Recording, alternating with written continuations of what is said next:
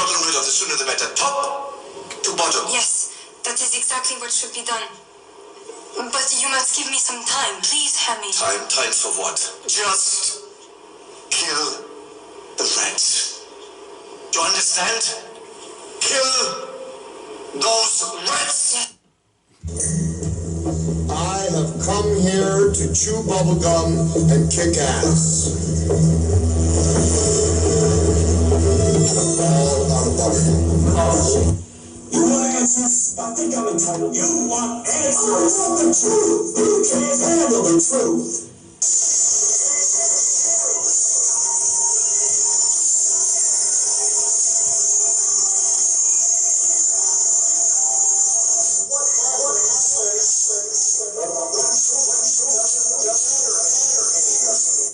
We're back, The Outsiders. I'm back. I'm your host, Sean Sims. Took a break, went to Cancun, Mexico, dove into the Gulf of America. Yeah, right off the catamaran. My wife is going, what are you doing?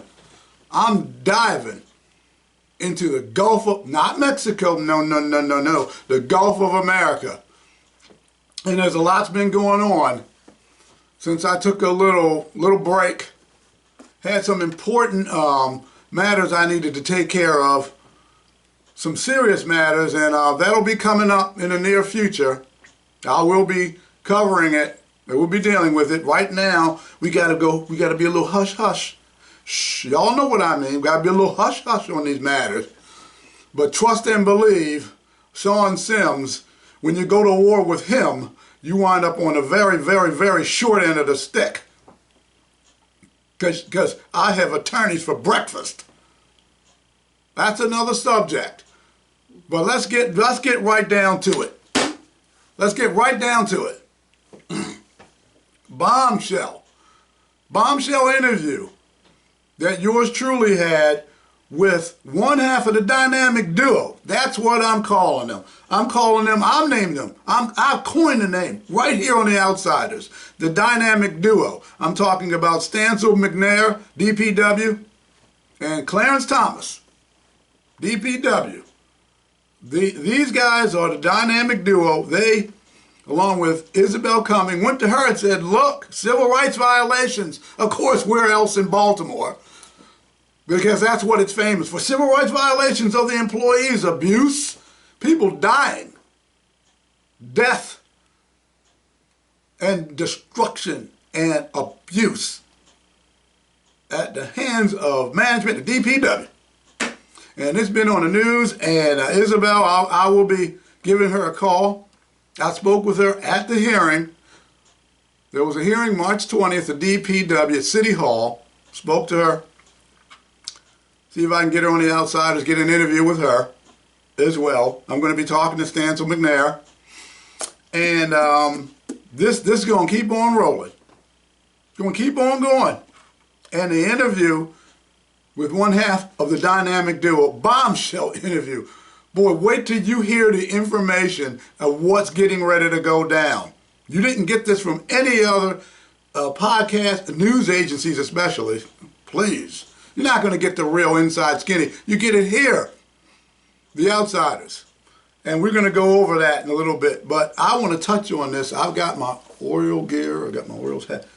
Spring training. Okay. Haven't won a World Series since 1983. You know, in 1983, that was my year I graduated high school and my first year attending college. That's how long it's been since the Orioles have been to the big game, the World Series. I even attended the World Series 79 against the much-hated Pittsburgh. Oh, boy. Ugh. Pirates. I was at the last game. But we took the title in '83. Haven't been there since. So we need to get something done this year. This past ridiculous. Okay. And Gunnar Henderson, he's not going to be starting. He's injured, but we got a good team. I mean, just you guys need to wrap it up, tighten it up a little bit. So let's get into it. I just wanted to touch on that. This is going to be very poignant and very honest. The conservatives, Republicans, in Baltimore City, in the state of Maryland. You know what they do a lot of? Besides talking, they do a lot of losing. They got a loser reputation. They lose elections. They do a lot of talking, a lot of posturing, a lot of giggling and laughing. But in the end, they end up losing elections. And the reason I'm bringing this up is because I let at least some members of the Maryland Republican Party, because I'm more of a conservative than anything. Hey, look, there's going to be a hearing on the 20th, because I was sent a message. Hey, Sean, you want to come to a Republican Party meeting March the 20th? March the 20th? Wait a tick. I'm going to be somewhere March the 20th. I'm going to be at the hearing for the DPW workers that have been abused. The pay is so low. It's the low pay, the abuse, the horrible work situation that's going on there. People dying on the job. 16 plus 100 injuries in a 5-year period. I mean, that's a daggone. They might as well call the DPW the wrecking crew, because the physical wreck that they sustain on the job, get written up. Oh my goodness, you complain, back hurt, knee injured, getting written up. So I'm down there in that fight, and I put it out there. Why doesn't the Republican Party or conservatives show up to the hearing and support these people? They weren't there. And you wonder why you're losing? They weren't there. And to add insult to injury, and I'm going to say it because I don't, I tell it like it is. If you don't like the truth or you got a problem with it, I don't care. I could care less. I called a station, conservative station, radio station, basically a conservative program, about the DPW situation, and that radio program decided for 3 hours not to talk. And this is the day after. This is on Friday, the 21st, because the hearing was on the 20th. So this is on Friday, the 21st, March 21st. And I'm thinking, well, you got to talk about DPW. But they talked about that shucking, jiving, grinning, smiling, taxing, I don't know, coffer raiding, raided the coffers, had almost a $6 billion surplus, raided it. Money's gone. $3 billion deficit. And he had some framework, the legislature had a framework of a budget. They're going to tax your IT, tax the tech. They're going to tax whatever they can get their hand on. Right? So that's who they talked about, the used car salesman. Called a governor that was voted in office. And now you get what you asked for. Now you get what you asked for.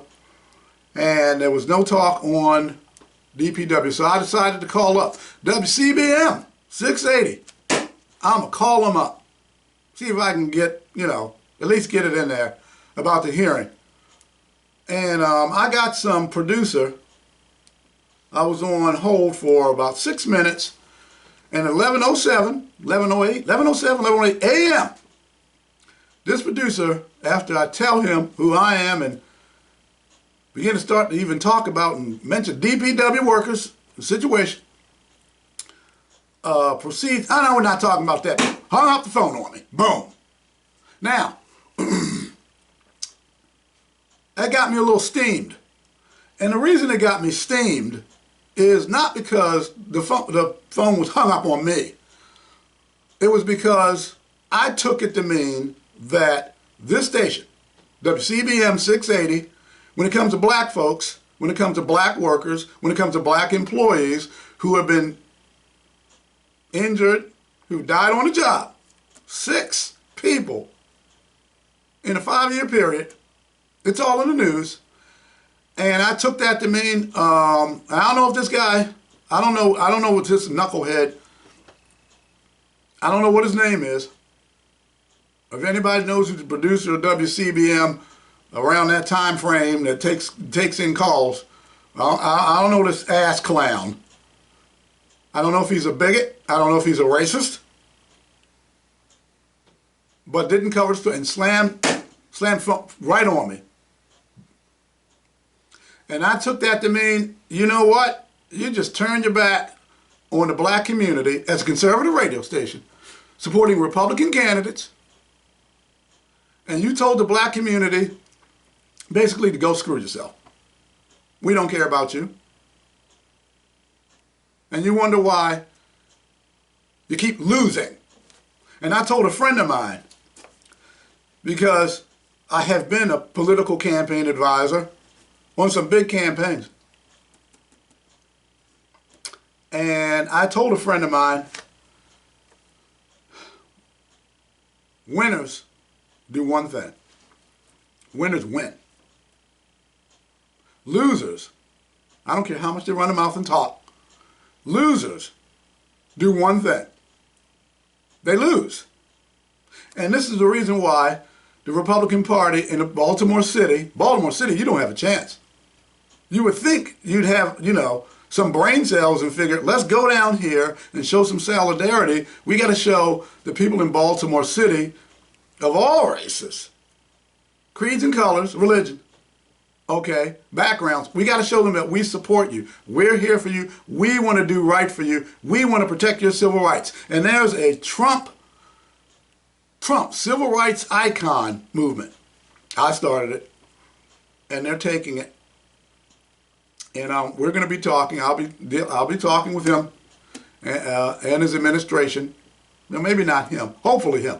Administration about civil rights violations. That's going to be another story. But you would think they would have enough sense to show up and be down there. And they didn't. Winners keep winning. And the conservative Republican Party in the state of Maryland, Baltimore City, they keep losing.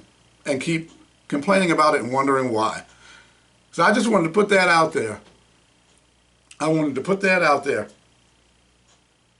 And like I said, I don't know this guy, this producer. I don't know if he's a racist or a bigot. But I do know one thing. These are the type of people who give conservatives a bad name. Okay? So I'm going to move on with that because I had all that written up. I'm going to move on with that. Okay? And I'm going to get in. And I have to give her credit. The Baltimore Banner, Fern Shen, it covered the story on DPW. I read it. It was detailed. It was accurate. And I have to give her kudos. And it talks about the Baltimore Brew, highlights of the Baltimore OIG report on solid waste bureau conditions and culture. And take a look at it. The only issue I did have is has nothing to do with Fern. It's a great article, Fern. But the issue I had is it was only like 5 comments. Wow. That's it? Long routes unevenly distributed. A task work system. Bowley's Lane smelled like a sewer. Ooh. Cherry Hill, quote unquote, horrific heat and cold. Back to twice a week trash pickup, question mark. Looks like they got a problem with that. The workers want that. But Brandon Scott, your mayor. Oh, the mayor who betrayed the city, Benedict Arnold, worst mayor in the history of Baltimore City, worst betrayal in the history of Baltimore City by giving control of the conduit of the city to an energy conglomerate, BG&E. And you put this jackass back in office. Okay. Let me continue with the article. I'm just reading bullet points. Not enough work boots or proper clothing.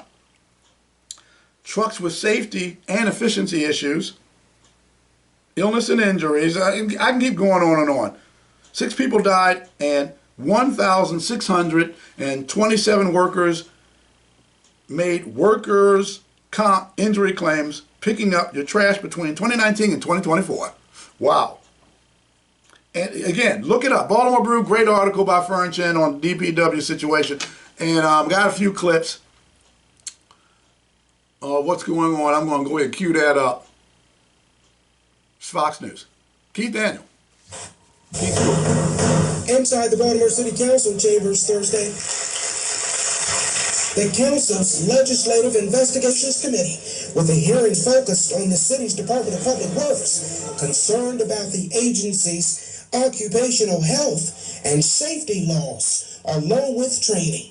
Chair of the committee, Councilman Yitzi Schleifer. What we're doing here today is really to get at the heart of the culture at DPW, to really see how we can improve the quality of life and for our employees, which in turn will also increase the level of service that they provide. The hearing comes after the city's Inspector General's report that took a deep dive into the lengthy history of problems at DPW. The report began with an investigation last June after a complaint was received over dangerous working conditions, which cited a lack of water and ice for crews in 90-degree weather. 2 months later, DPW employee Ronald Silver died of heat stroke on the job. And in November, another DPW worker lost his life after he became trapped between a garbage truck and wooden light pole. With the right button. Alarming issues that grabbed the attention of the Inspector General, who was among the first to be heard at the hearing. The Office of the Inspector General, our job is to shine a light on the situation. You are all the action holders. So there's only, my office doesn't have the ability to change things, because otherwise I would. Then council members pressing DPW's director, Khalil Zaid, for answers. Is the Department of Public Works Solid Waste Division a safe place to work today? Solid waste, it is in much better place right now than I would say a year ago. And well, I got to stop that. Okay, this is what happened. That question went out and it wasn't answered. I mean, that's a yes or no question. Is it a safe place to work? It's a yes or no. There was some diatribes and explaining, and we're getting better. And that question should have been asked to the workers by Zeke Cohen, President of City Council. Hey, Zeke, the workers are the ones that you asked that question to, okay? So let me go ahead and continue. we're working very hard in order to implement all the needed safety requirements. We have done a lot of training. We have done a lot of communication. I digress. I'm listening to him, and I'm going, is this Dr. Zhivago? What? We're adjusting the communication, and we're going to get things collected, and we're going to do this for the workers, and they're working hard. And the workers, they gave him his props. But Khalil's been running from me, because an interview with me, you know, I'm not going to let you dance around and give these pansy answers, because I'm going to press you. But Khalil Zaid's been running from Sean Sims, host of the Outsiders podcast. I'm putting that on record. So all this talk about, oh, Khalil, oh, he's open and all this stuff is bullshit, okay? Because he's not. He's not with me, he's not. Because I'm actually going to ask some really tough questions, and I'm not going to let him just skirt out with these answers. We're working hard. We're doing better, working hard, better. It's improved, better. And that's it. And that's all you got. Barry did a decent interview, Barry Sims. But he's running from me. Let me continue. We have done improving the working condition for our employees. Here we go. What are you doing now that wasn't done in the past to make the supervisors accountable that are treating their employees terribly? You know, if they need to be fired, they need to be fired. And if we can't take care of our workers, our frontline workers that are here each and every day, we cannot expect a renaissance or anything for this city to be as great as it's going to be. Now, he sounds a little bit like Brandon Scott. That's not Brandon Scott. That's Paris Gray. He did a pretty good job with his questions. Not Brandon, it's Paris Gray. He's new to the city council. This Renaissance crap that he talked about. Okay, really? that's kind of kowtowing to Brandon. Didn't really care for that renaissance. Give me a break. There's nothing renaissance about Baltimore City. You know, come on. Come on, Paris. But he did ask him excellent questions. So, I think it starts with DPW. Also on the table, the issue of pay for waste collection. Wait, stop. I gotta, wait, stop. Is he saying that the renaissance for Baltimore City starts with DPW? I got to talk to him about that. If he's got the cojones to actually hold a conversation and not run like the other city council members. Workers, which can be as low, they say, as minimum wage. One worker at the agency for 16 years with emotional testimony on the issue. My check, a regular check, is embarrassing. It's embarrassing, man. I can't even help them with that because of my paycheck. But I get up every morning faithfully and come to work, man. Y'all getting a good salary. You can send your children to college, daycare. We can't do that. Well, that was one of the workers. I mean, he's Reginald Peaks, I believe his name is. It's terrible what's going on. I'm gonna get right to it. The hearing itself. Here's directly from the hearing itself, and this starts off with Isabel, and here we go again with this waste of space. Wind and barely britches.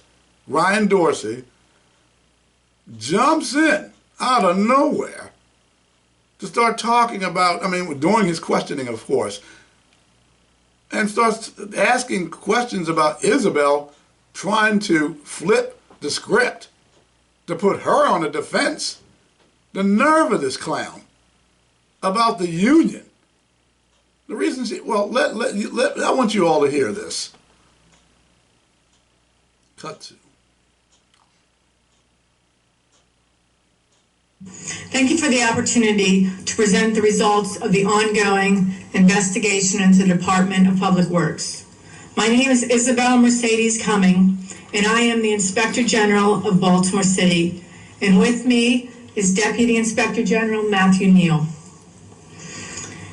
The DPW that the Office of the Inspector General encountered earlier this year is not the DPW of today, in that progress has been made. That is due to intense scrutiny of the media, the public, the candor of the DPW workers, and the response and leadership of the DPW director. However, the DPW of June of 24, first reported by the OIG, is the same as the DPW reported by the Office of the Inspector General in December 2019 to the... Well, stop, wait. Let's get what she just said, because that is huge.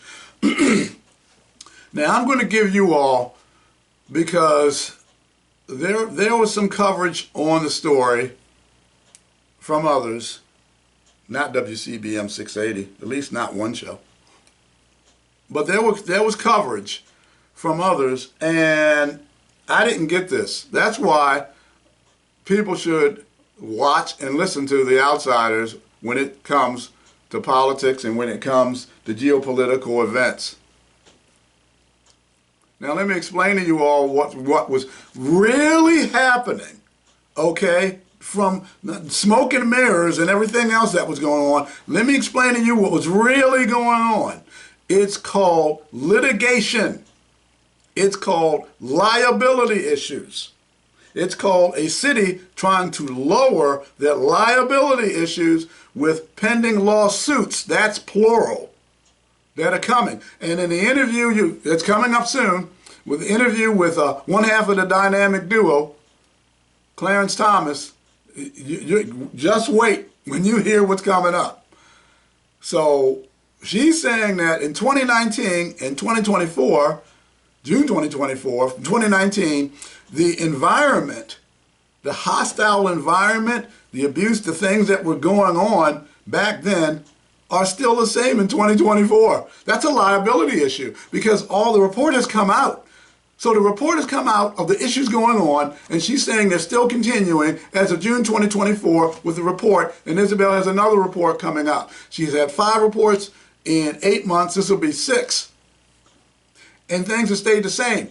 Listen to me, people. That is what you call a major liability issue. Let me go on. Public.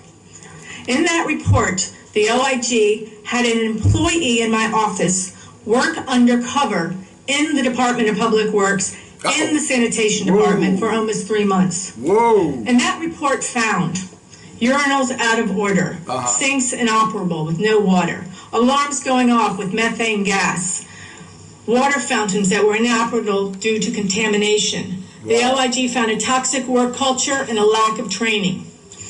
The response from the DPW that the OIG received from, at the time, Director Chow in December of 2019 said, the report raised serious concerns about the state of the solid waste facility. The report specifically notes urinals, sinks, water fountains were inoperable and gas leaks. The safety of the public and our employees is my top priority. We have received estimates from contractors for repairs and are working with DGS to schedule and identify funding for those repairs. Whoa. DGS. DGS? Department of General Services. Huh. Okay. DGS. Now, I want you all to remember that name of Department of General Services. Okay? Acronym DGS. DGS, I want you to remember. Because that's very important. Because the buildings and the area and the work areas in Baltimore City, that's DGS. What are they doing overall in the city with other work buildings? Oh, ouch. Ooh, because that's going to be coming out too. DGS. So remember that. DGS. This report was issued, but no one, including the OIG, stopped to prioritize this report and department. No one stopped to really listen to the workers. And then just 4 months later started COVID. There was a lack of priority given to our workers, which continued to work through this time period. And as time has progressed, the routes have continued to get longer. Industry standard is 950 stops. Baltimore DPW is averaging 1,166 stops. Well, stop. Here's another liability issue. The routes that they work with DPW to pick up the trash have gotten longer. That means there's a higher likelihood of injury, and we're going to get to that injury part later with the interview I have with Clarence Thomas, because this is very important. So they're making the amount of stops and their route longer. And this came out after the report. Let's continue. That sounds like that may be a type of retaliation. So let's continue. We are all to blame, including myself. The lack of priority has been a huge issue. For example, when our city received $641 million in ARPA money, only $15 million went to DPW, when over $100 million was requested. Wait, stop. So DPW requested $100 million out of the Mayor Brandon Scott controlled $641 million ARPA fund. Because this is a strong mayor city, so don't get it twisted. And somehow, well, we're going to get into that later. T.J. Smith, I met T.J. at Huber Memorial about a month ago or so. T.J. and I are cool.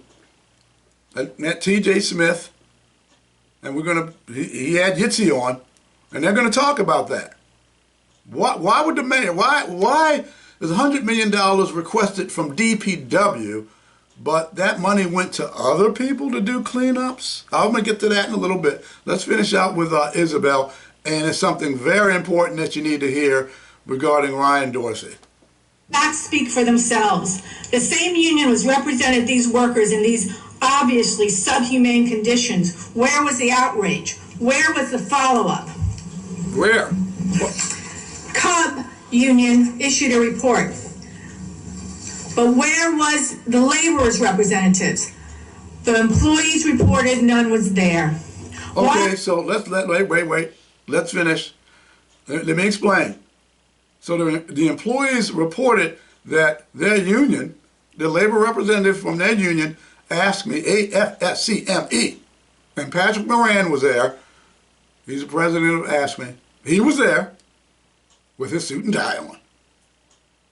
And the workers are saying, oh, they weren't there anyway. They weren't around. Really? Okay, let's continue. Why did it take workers not having water to finally say no more? These workers were surviving with horrible conditions in plain sight, enduring abusive culture like the male workers having to ask for toilet paper and not being given proper equipment for months. That's disgusting. We still had vehicles without air conditioning at that time. They truly were the forgotten department, and they had to endure it because they had no choice. See, that is disgusting. That is a disgrace and disgusting. You have to ask for toilet paper? You have no AC during the summer while you're working at that pace, and then they lengthen the routes that you're going to work. Look, let me go on. And in fact, Local 44 has been asking since last summer to bargain on the matters of matters such as the longevity scale. Yeah, this is Ryan Dorsey, who's become the PR person for Ask Me. For pay increases, the starting pay at $15.50 an hour, which can't compete even with Chick-fil-A or Amazon. This is something that clearly the union has been asking to bargain over. A study to address the scale of change and the pay compensation hasn't been brought to the... Is he being compensated for being their PR person? I'll just wonder. Bargaining table. The hazard differential is something that has been asked to be bargained. Requests for heat stress standards, requests for workplace violence standards, requests for collaborative trainings. All of these things are things that have been sought by the union to be bargained and that haven't been bargained. And I think that if it's fair to say that you asked for pay information, which I happen to agree is outside of the scope of what the OIG should be asking for, then I think it's fair to say... Now, Ryan Dorsey is telling Isabel Cumming what she should ask for. This waste of space. You people voted this ass clown into this office. Well, let me continue. That you also didn't ask if the union had asked to bargain on these things. That's my comment. Thank you, Mr. Chair. Well, I gotta say 3 minutes is a short time, so I'm just going to... Okay, this is Stancil McNair, the other half of the dynamic duo, and he testified. Clarence did as well, and the interview with Clarence is coming up. But this is Stancil McNair. Listen to what he has to say, because I want to deep dive this. Very true. We want to thank Ms. Isabel, and we want to also thank Mr. Khalil and his team. But the one thing we're not going to thank is the union. And for anybody to sit here and take for them and think they're helping us. He said the one thing we're not going to thank, let me make that perfectly clear, is the union. Okay? So here, Dorsey is running his mouth, and then Stancil McNair gets up and says, we're not thanking the union. So Ryan, you know, here's some humble pie. Here's a big piece. Cram that humble pie down your throat. Okay, let's go on. They not. And so I'm going to put this like this. We came here to trust y'all. But one of y'all up here is working with them. And I got the facts right here on my phone. While we sit here, what I'm saying is we came here to trust y'all. Because y'all our last hope, right? So while we sitting here, you know, of course, everybody don't know each other, but in the midst of us, the union y'all just sitting there, he trying to defend, is texting him points to what to say to Miss Isabel. Okay, it's hard to kind of understand because it's muffled and the City Hall microphone system sucks. But what he's saying is that, and he showed me the text, Ryan Dorsey allegedly, and I did see it, was getting text messages from a union rep on what to ask Isabel Cumming during the hearing. And Stantz was going, how are we going to trust you when you're sending out text messages? The union is sending out text messages to their I'm not going to say that. to their water boy, I'll say that. For him to ask questions and what questions and points to bring up regarding Isabel Cumming, the Inspector General, and the union. Okay? You talk about dirty. And I did see the text messages, okay? Stantz and McNair showed them to me. I'm going to see if I can get a copy of them. Let's go. We watching this. And y'all want us to trust y'all? That's why I said that to you in the hallway, because people like him over there, that's taking up for them. They just left out this room. And y'all want us to trust y'all? These people been helping us. If anybody, Miss Isabel and them, we protecting them. Everybody that's sitting over there will tell you that. We protecting them. Because they've been almost helping us when that last hearing, when I told Mr. Clear, who are you? We don't know. If you can just talk into the mic so we can hear you. The last time he was at the hearing, I questioned him because I didn't know who he was. None of us knew who he was. Guess we did. The following next day, he engaged himself. When I tell the union that, know what they tell us? No, we got this. And they just told me at a meeting. And know what they told me at the meeting? We just want to thank you for all the work you've been doing, but not once did they help me. Okay, let me go, because this is muffled. It's hard to hear, okay, and understand, but I do. He's saying that all the stuff that's going on with these meetings and these unions saying they're going to help, they're not helping, okay? That's bottom line. It's bullshit. That's what he's saying. And Ryan Dorsey getting messages, allegedly, from a union rep, and he's on the city council? Wow. Okay, and there's more news coming up. Okay, there's more coming up with the interview. I'm gonna play the T.J. Smith interview with Yitzi Schleifer. As I was leaving, getting on the elevator to leave after the meeting was over, and here comes Yitzi on the elevator. Yitzi at first thought I was some type of AI generated show. I wasn't real. No, Yitzi, I'm real. I'm very real. And we said hi, pleasantries, how you doing? Cool. I don't have any problem with Yitzi. He's doing what he's got to do.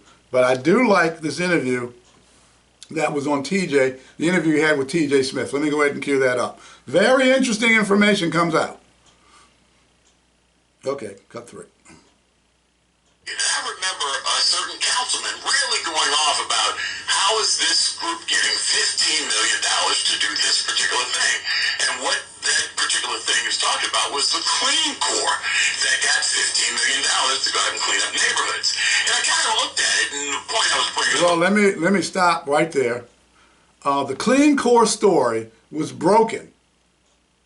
Desmond Stinney, to his credit, he gave me the story. Said, Sean, I want you to break this story about Clean Corps and the debacle and Lazarus Wright Inc., okay, and Christopher Winnie the Pooh, okay, AK-47, former AK-47, former cocaine dealing, wheeling dealing, Christopher Robin Irvin, Winnie the Pooh, and we broke that story on The Outsiders. Before everybody else, before Fox got it, before everybody else, we broke that story. Okay? So let's continue to hear out what TJ has to say in Yitzi's interview. About you and about the former city council president, Nick Mosby, is investing in things that were tangible, that were going to last over periods of time, years. So you think about an air conditioning. And quickly. Okay, Lazarus Wright Inc., Christopher Robin Irvin, multiple foreclosures. They gave this guy all this money.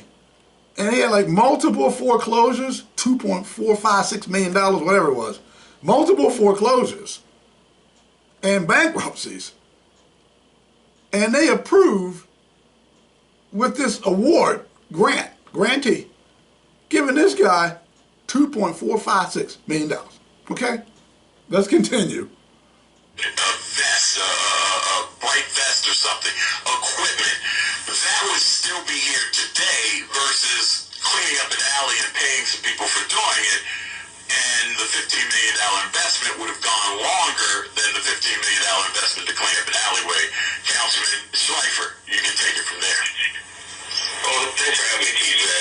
You know, when we first heard about the Clean Core program, that was a brainchild of the planning director, Chris Ryer. Yeah. This was an idea that he thought was a great idea, something that we should do. There was countless issues with the proposal, with the plan. I mean, just on the most basic level, we have a tremendous need for more DPW solid waste workers. Why would we be giving small nonprofits money to go and hire people for the same functions that we're having trouble hiring people for? In addition to that, they were giving money to entities that did not know how to manage those finances, did not have the infrastructure, and so what they were doing is they were creating multiple layers of issues. And I brought up countless issues in multiple hearings with this. The planning director doubled down, quadrupled down, and what we see now is that program has probably been one of the single largest failures of any city experiment since I've been on the council in 8 years. You have organizations that have missing funds from that program that the city has to now go after to try to recoup those missing funds, money that was misspent. You have programs that have backed out because of the program's just not working.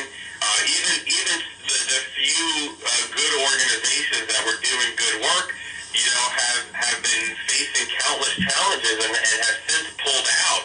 So that program is a complete disaster, a complete waste of $15 million, and it's completely the fault of the Baltimore City Planning Director, Chris Ryer. That's really saying something, because that's a healthy chunk of money that seemingly could have gone to the benefit of addressing some of the significant needs that DPW has, and what we've heard about from the multiple reports that Isabel Cumming, the Inspector General, has released. Yeah, that money went poof. $15 million. They're still trying to hunt down some of that money. And that's what's going on. Okay. Now, finally, we've gotten to it. I interviewed him, Clarence Thomas, one half of the dynamic duo, bombshell information of what's going on. So I'm going to go ahead, cue it up. Here it is. Sean Sims interviewing one half of the dynamic duo, the DPW, Clarence Thomas. Cut 4. Okay, everybody, welcome to The Outsiders, and we have, now this guy, I mean, he was down at City Hall this past Thursday, the 20th, and he let them have it. I'm talking about Clarence Thomas, DPW, and we're going to do an interview with Clarence. He's on the show The Outsiders, and Clarence, welcome to The Outsiders. Hey, I appreciate you having me, boss man. Well, I'm glad to have you here. We spoke at the hearing after with the DPW meeting, Isabel Cumming, and I'm going to be getting in touch with Isabel. I spoke with her just prior to the meeting, and she's doing her thing. She's helping you guys out, giving you, I mean, so greatly by exposing by her investigation of what's been going on with management at DPW, the way you guys are being treated. What's your take on Isabel Cumming? She is a fighter. She understands. She feels our pain. I mean, she's a mother first and foremost, besides, you know, the business and what she represents, and the watchdog of all the city government agencies. I don't know if people know, but, you know, she was part of the takedown of Catherine Pugh, our former mayor, Sheila Dixon, and of course recently Marilyn Mosley. So the lady definitely knows her stuff. She does her investigation. She dots the I's and T's before she presents it. And she's nothing to play with. I would suggest anybody that works for city government, I would not want to be on her bad side or to be doing something that you have no business doing. Because she's gonna come for you. You don't want Isabel Cumming. She has no type of racial boundaries, and she don't have no cut cards, but she's a very nice and straight to the point type person. So you don't want her on your six. That's what they say in the military. You don't want her coming up behind you. Yeah. Okay. Well, here's the thing. You don't want her sneaking, creeping up, nothing. Well, Clarence, in regards to what's going on, because I like to get straight to the nitty gritty. And I always say, you gotta, in order to get results, okay, people can talk and they can do rallies, and that's all fine in order to get the word out, the message out. You can use your email accounts. Email blasts are great, and get it out, message it out to your friends, Facebook, Twitter, X, so on, TikTok even. But what the bottom line is, you have to do litigation. You have to take them to court. And what's going on in regards to that? Is there any action with that, or how's that going? Well, the litigation is definitely coming. Hold on 1 second. The litigation is definitely coming.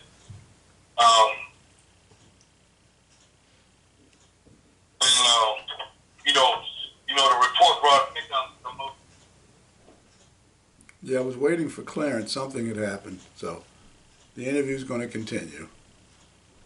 He had some technical problems. Clarence.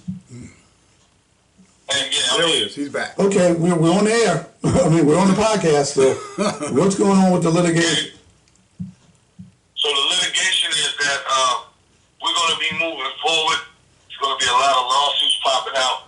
There were guys that were injured that spoke last night that shared their story and told the city council as far as DPW. See, what it is that the old regime is getting weeded out. But they're not getting rid of the snakes that's been there for years and years and getting away with the type of buffoonery and trickery, the lies, the deceit and everything. So now it's being exposed. And unfortunately, some of the new staff that came in those positions downtown is getting caught in the whirlwind, and they're basically catching their stuff from the previous regime. Okay. And the sad part is, it doesn't matter. From all the way back then to present day, DPW is upside down. Is it a company that I would recommend people to come work for? If you got a tough stomach and you can stand a lot of bullcrap that goes on. I want to speak to something that happened at the hearing, and I thought it was very troubling. The council people at the hearing. Let me start with Ryan Dorsey, Councilman Ryan Dorsey. For whatever reason, after Isabel had given her testimony of what was going on at DPW, the amount of workers, over 1,600 people, of what, a 4 or 5 year period, 6 deaths. All this, the horrifications that are going on there, and then Ryan Dorsey, for whatever reason, he didn't ask about the workers, the conditions. It was his time to ask questions. He didn't ask about what was going on with the pay, how to help you guys, his concern. As a matter of fact, he showed absolutely no concern whatsoever for the workers, and just starts defending, like he's their PR person, the union. Ask me, and goes after Isabel about the fact that she's bringing up the union and how that the union is, I guess, being ineffectual. What did you think of that? Yeah, so let me tell you something. So I don't know if you heard the whole conversation. When Ryan Dorsey and it got to that part, and they asked him was there any questions, and he decided that he wanted to go at that lady and her department, because she's got about 10 or 12 other staff members that also work with investigations. That's how they come up with the report. So she just didn't go in there, do a couple of things, and decide to sit there and write a 50-page report. It's 50 pages. Well, he doesn't. He's an idiot. And he showed why he should not be reelected. Matter of fact, he's probably not going to be reelected. Because let me tell you why. We're going to go back to Mr. Ryan Dorsey.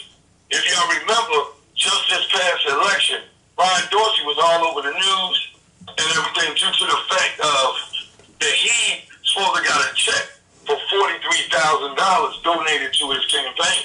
Some company that was trying to build some type of wellness or basically another methadone or wellness center. And the people on Harford Road, that area, and I've talked to some of these people, the constituents, and I'm talking about Caucasian, older white people that's been in that area, they wasn't having it. They had signs up, they was protesting him, they was pissed. They were upset with him. They was like, no, we ain't doing this. Because he's an idiot. It came out in the news. They showed the play with it. They donate, because you know how the campaign money works. You do whatever they think you did, whatever left over. What do they do? Do they give the money back that they didn't use, even if they won or they didn't win? No, they don't. Whatever they do, whatever the process is. I don't really care. But he got exposed about that. Along with, they attacked a couple of other people. They even attacked Mr. Nick Mosley, saying everything about that. So I do know that situation. Well, he didn't seem to care at all about. He didn't seem to care at all about the DPW worker situation. No, he didn't. This is what he said. He gonna use the word disparaging. I said he gonna use the word disparaging, right? He gonna say, well, this report is disparaging because did you get the union opportunity? Did you do this for the union? Did you speak to the union? Did you even talk to the union and find out? Hold up, man. So what happened was McNair got wind, caught flight, and got the text messages where the union rep was texting Ryan to attack Isabel. The union couldn't say nothing because they knew she would rip them apart. So they had to get one of the city council people on their side. Right. So I would not be surprised if the union's in bed with him and donating to his cause or endorsing him. I gotta check that out. So he saw that the union was getting dismantled already before he even got to that part when Miss Isabel went over her report. He tried to attack her out. When this date was March the 5th, but now this is saying February. Brother, it's called a report. Over time, she's dating time and logging it in. When this came about, when she gathered this, and she put it in a report, he don't know how to read a report. Because he gotta be slow. Well, here's the thing. Okay, Ryan Dorsey, he's the bicycle guy. He's the guy who went to Lexington Market, thought he could just ride his bike through the market, and they had to kick his narrow ass out, get him out, because he's a freaking idiot. So this is the guy, Ryan Dorsey. So I don't even deal with this guy. The things that have been coming back with this craziness, and yes, Stancil McNair, he showed me the pictures, and he showed me the emails that where this Dorsey guy was getting sent information from the union rep to go after Isabel. So I saw it for myself. Okay. Right. So like I said, Stancil is not one thing about McNair. I'm the yang, he's the yang. Okay, and I think you kind of picked that up. Like, okay, these guys are not playing. We spearheaded everything.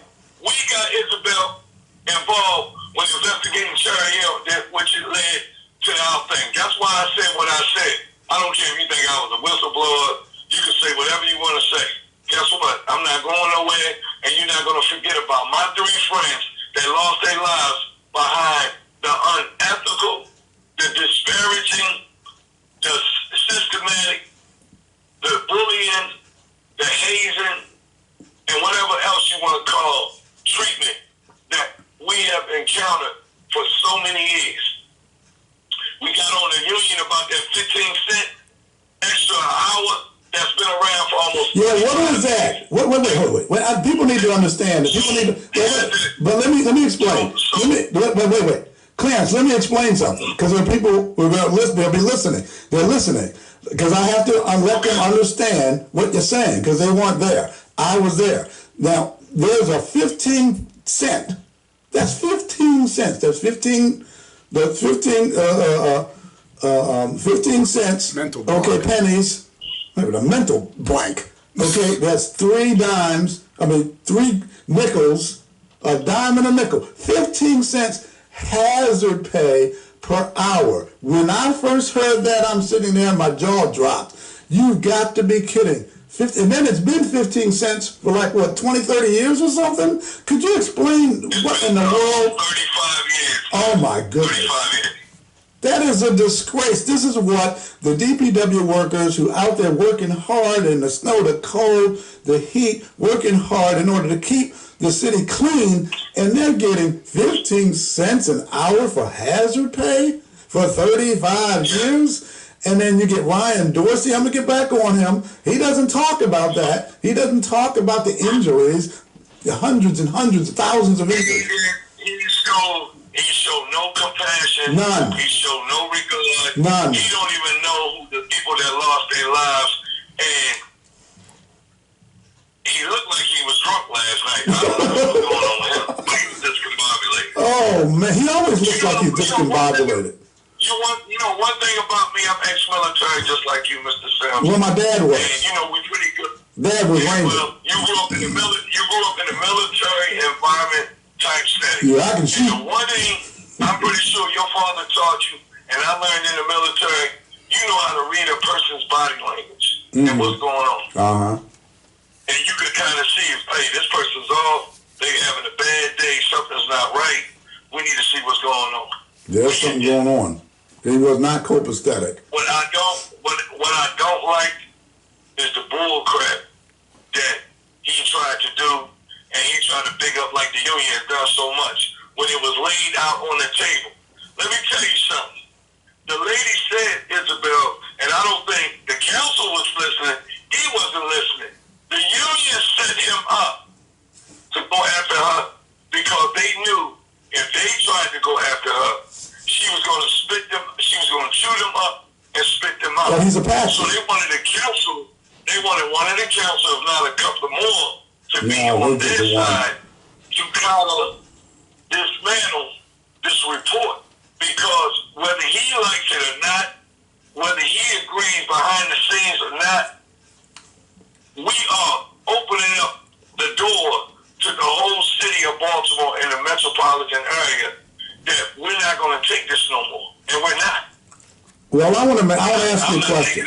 I want to ask you a question, okay? And no, you're not going to take it, and I'm involved in this fight with you guys. I've been with you guys in this fight for a couple of years now. But I want to ask you a question. Okay, this is what I notice. And I'm going to, the city council for the most part, and I'm going to give Zeke, and I'm going to give Isaac, Yitzi, Schleifer, I'm going to give Sharon Middleton, ask some good questions. So did Odette Ramos. I'm going to give him credit. And Paris Gray, hey Paris, I was impressed. Very impressive. I liked it. But here's where you guys, the little caveat that you missed out on in your questioning, okay? The supervisors. Everybody kept talking about management, the supervisors this, the supervisors that, the supervisors abusive, on and on and on. But no one asked the question, were the supervisors, and maybe I didn't hear it because the sound system in City Hall sucks. It's terrible. But I didn't hear anyone ask the question about the supervisors being disciplined or fired because of their abusive actions and civil rights violations against the workers. Did you hear anyone ask that question to talk about it? So listen, that question was asked and it was brought. Mr. Khalil has changed the narrative, and he told you, if you're not with the new program and what I set forth, what he's saying, you respect these employees, you talk to them respect, because you want respect if you don't follow the protocol and guidelines.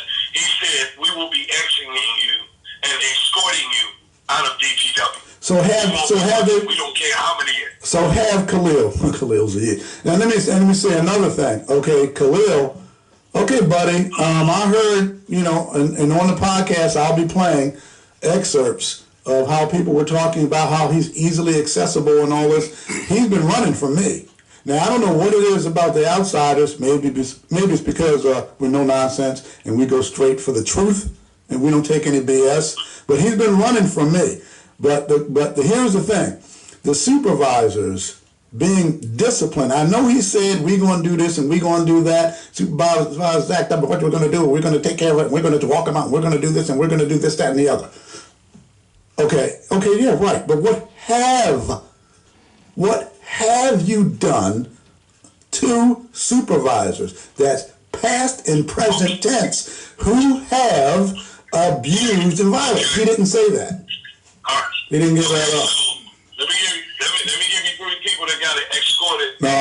Okay, that's what I want to hear. That's what I want to hear. Okay, so when the situation happened with Ronald Silver over at Cherry Hill, because I was still there, the chief at that time was a guy named Chief Mitchell. He ain't been there that long. I don't even think he was a year for him.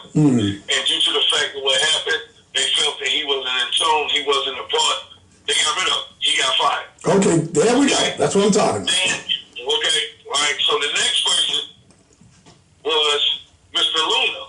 Mr. Luna was the acting director before Mr. Khalil got appointed the director.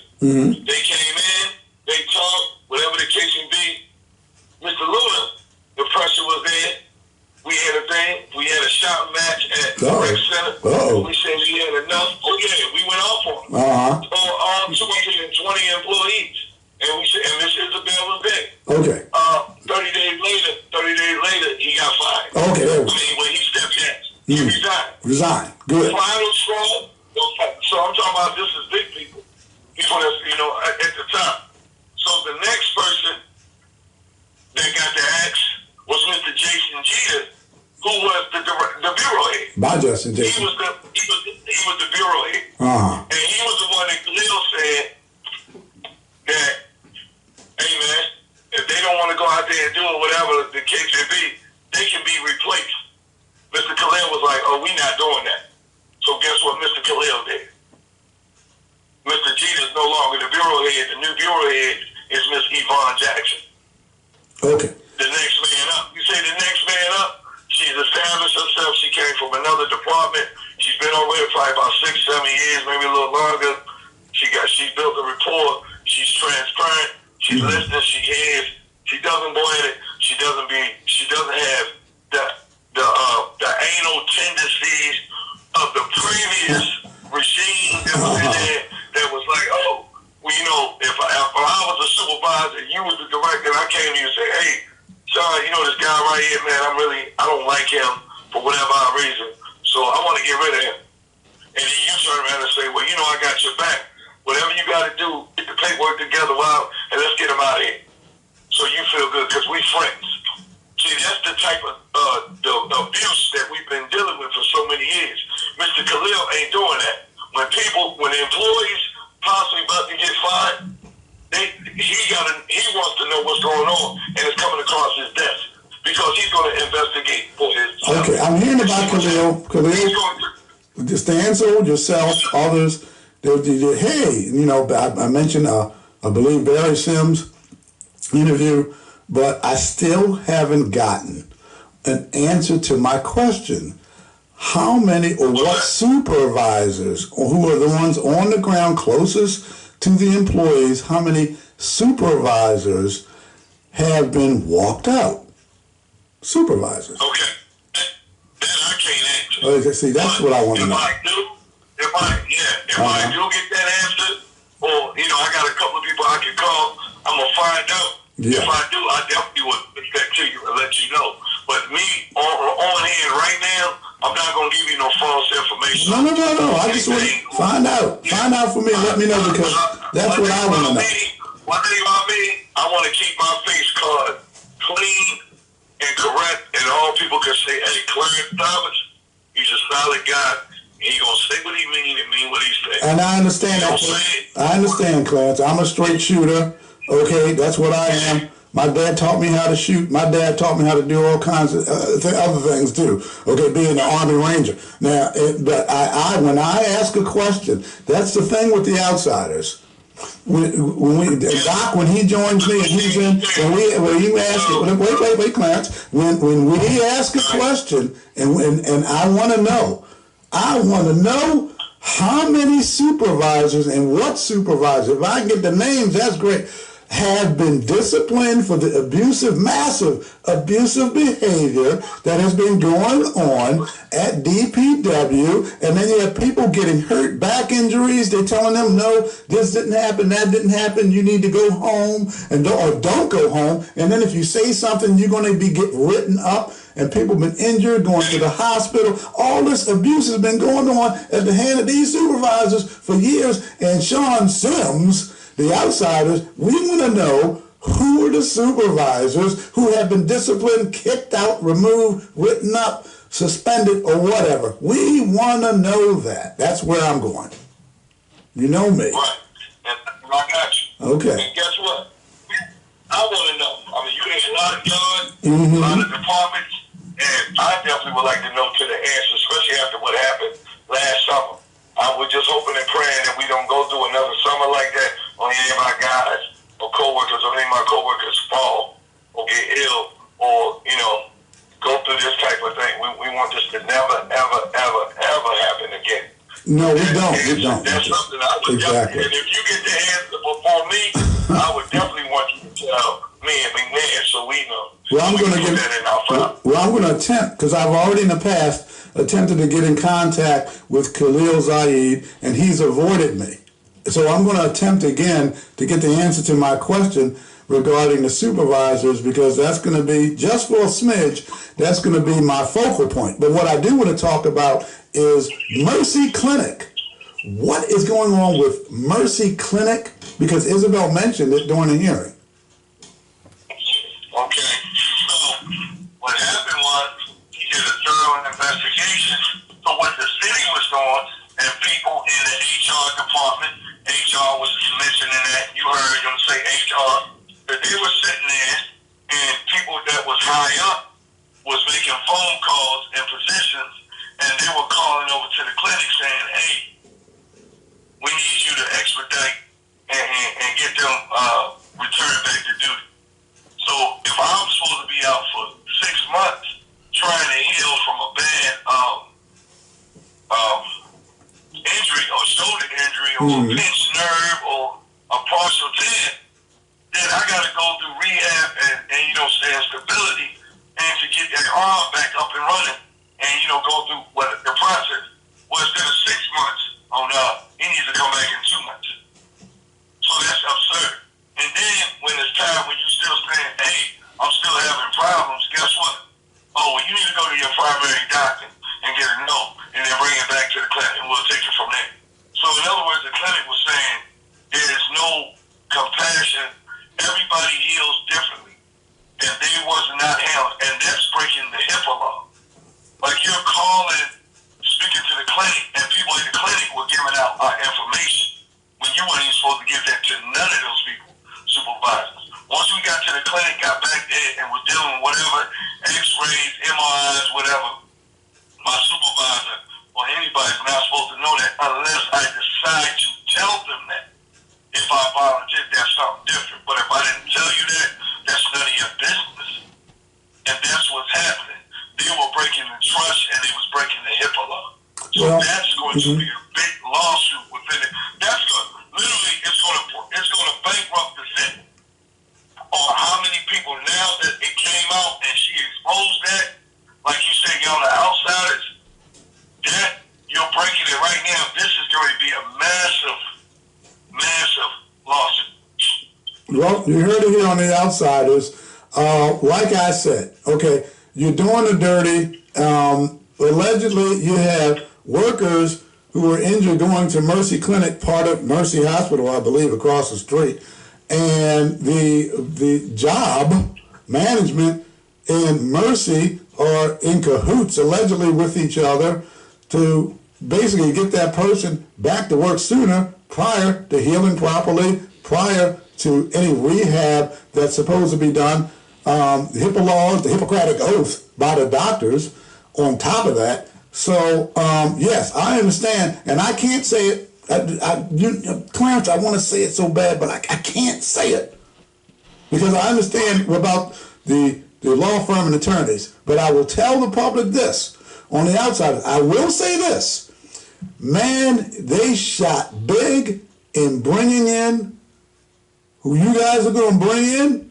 Do you going to bring in? Wow, all I got to say is, everybody, look out. Because these guys, these people, these workers, these men and women, they are not playing. We're not playing, and we need people like you, Mr. Sales. We appreciate you. You and Dr. Cheatham. Dr. Cheatham came in, he spoke up, he got on some things. Like I told them, you heard me say at the end of my story, I said, we're not back in slavery, and we're not going back. Y'all got to get that money right, and y'all got to take care of us, and y'all going to respect us. So we got hats coming out just to let y'all know, and we would want the community and constituents to support us. Make DBW great again. Make DBW said that at the hearing. I agree fully. And what I'm going to do is this, because Stansel's been on the show a few times, so I may be giving him a holler. I'm going to get Isabel on. Isabel gives me vital information that I bring to the show to let people know what's going on. I'll see if I can get her on as well. But the city of Baltimore, because I'm going to close with this, the city of Baltimore, even the state, the city, what's going on with the abuse of employees and the civil rights violations. I believe that the Trump, I got a little birdie that told me, tweet, tweet, tweet, that Doge and the Trump administration, they're going to be looking into this stuff because they get federal funding. Ooh, you can't break federal laws, you stupid idiots. I'm talking about you, Brandon, and I'm talking about you other morons that you're so arrogant. They're so arrogant, and they treat the people like there's some kind of plantation with these agencies, with the DPW and other agencies that are in Baltimore, and they treat the workers like it's a plantation, and they're the overseers. So just because you got a black governor, and you got a black face in the governor's office, you got a black face in the mayor's office, and you got a black face in the attorney general's office, and you got all these black faces, does not mean that you're going to be treated fairly. So you got to fight for your right. You got to fight for your right to pursue life and liberty and to pursue happiness in this country, because that is your civil right, is your constitutional right, and the way you employ the employees of DPW have been treated is a travesty, and people working in the city. It is a travesty, it is a disgrace, but guess what? And I said this in front of City Hall about a year and a half ago at a rally. There's a hurricane coming, and it's a big one. It's in the Atlantic. It's closer now. It's getting real close. And there's a big hurricane coming, and it's going to sweep away this corruption. It's going to sweep away these dirty, rotten sons and daughters of nameless goats in elected offices. They're going to get swept away, and these bureaucrats that are doing people the dirty, the light is coming, the hurricane is coming, and it's a big one. Clarence, thanks for giving us this time on the Outsiders and the vital information you've told us, brother. And I'm on your side 120%, 200%. I'm behind you guys, and we're going to talk, okay, man? Thank you. Okay, Clarence, take care. Okay, that was an exclusive. That was an exclusive interview. Bombshell information. Massive lawsuits that are coming. Workers having their information, medical information. Oh, HIPAA violations. Okay, he was downplaying it, I believe. Clarence was downplaying it. And like I said, and I'm going to say it, I'm going to keep saying it, and that goes to all of you and you elected officials out there who are doing the dirty. The hurricane is coming. Your attorneys can't help you. Do you hear me? Elected officials, your attorneys, I don't care, from Washington, D.C., you can hire attorneys from every point and contact and point throughout the United States of America. You can go to Texas, New York, California. You can go to Iowa, Des Moines, Iowa. You can go to Florida. I don't care where, Washington State, and you can hire your people, and you can use the attorneys in the Attorney General's office wherever you want to get them. Get your attorneys. But the bottom line is this: you're gonna get stomped, mud stomped, because it's coming out, and there's nothing and nobody is going to stop what's going to happen. I'm Sean Sims. I'm the host of your Outsiders podcast. The hurricane's coming. Everyone, God bless and take care. Exterminated.